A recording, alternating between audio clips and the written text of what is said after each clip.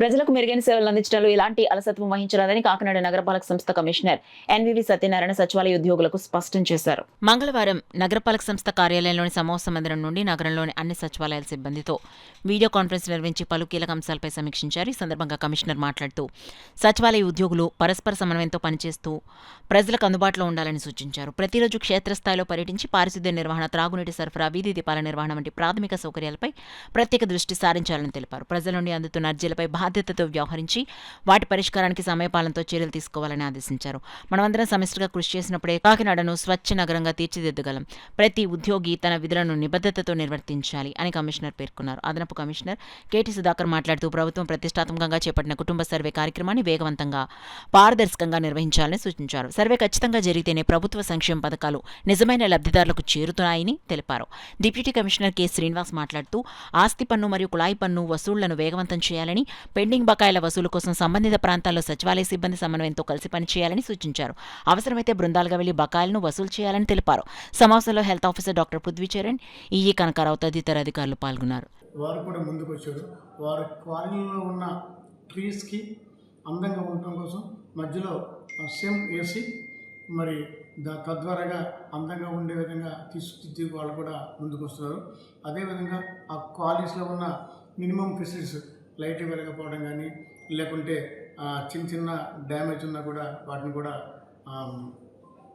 Remove చేయడానికి action తీసుకున్నాం. అదే ముఖ్యంగా మనం ఏంటంటే కాకినాడ ఒకప్పుడు మన ప్యారడైజ్ టు ద పెన్షన్స్ అనేవారు. ఇప్పుడు అట్లా దాంతోపాటుగా పీపుల్స్ ప్యారడైజ్, ఇది పీపుల్స్ ప్యారడైజ్ నగరంగా మనం తీర్చిదిద్దడానికి అన్నీ కూడా చర్యలు తీసుకోవడం జరుగుతుంది. దానిలో భాగంగా ప్రజలను కూడా కలిసి రావాల్సిందిగా రిక్వెస్ట్ చేస్తున్నాం. అదేవిధంగా మన గౌరవ కలెక్టర్ గారు మరి దోమల నిర్మూలనలో భాగంగా, దోమల్ని నిర్మూలించడానికి భాగంగా మరి మొన్న మనకి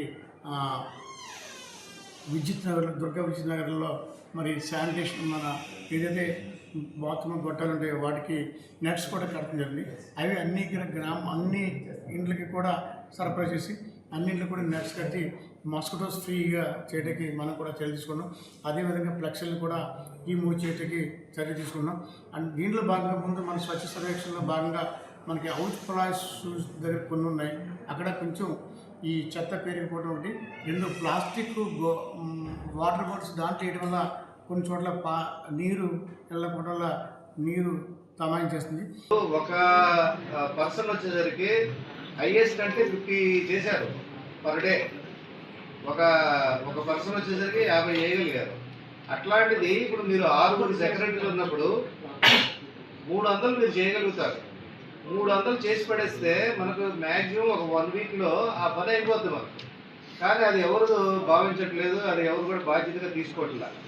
ఒకవేళ ఇది నిదానంగా చేసుకుంటూ పోదాంలే, మనల్ని ఎవరు అడుగుతారులే, ఇది ఏమి ఇబ్బంది ఏం లేదులే అనుకుంటే మాత్రం చాలా ఇబ్బంది పడతారు. ఎందుకంటే గవర్నమెంట్ యూనిఫైడ్ ఫ్యామిలీ సర్వే కోసం ఎదురు చూస్తూ ఉన్నారు.